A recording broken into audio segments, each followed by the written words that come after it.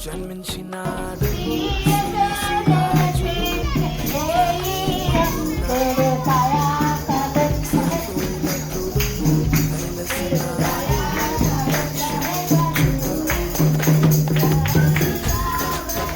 వారు రాజు మాట విని బయలుదేరిపోవచ్చుండగా ఇదిగో తూర్పు దేశమున వారు చూసిన నక్షత్రము ఆ శిశు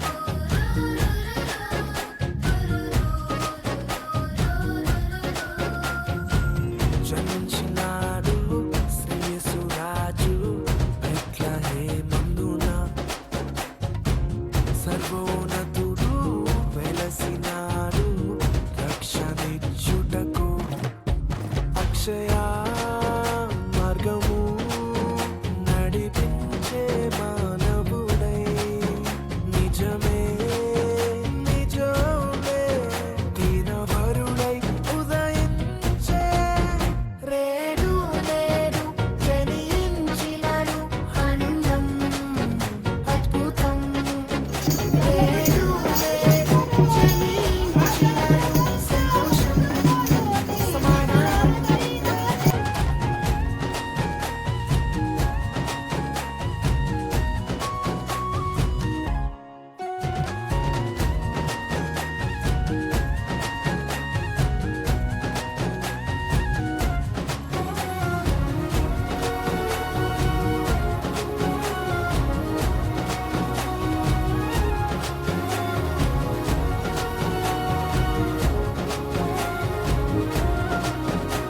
గుడ్రలతో చుట్టబడి ఒక తొట్టిలో పండుకొని ఎదుట మీరు చూచెదరని వారితో చెప్పాను.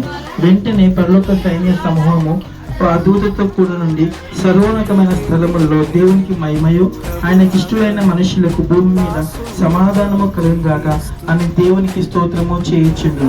దేవుడు ఇచ్చిన వాక్యము దీవించును గాక.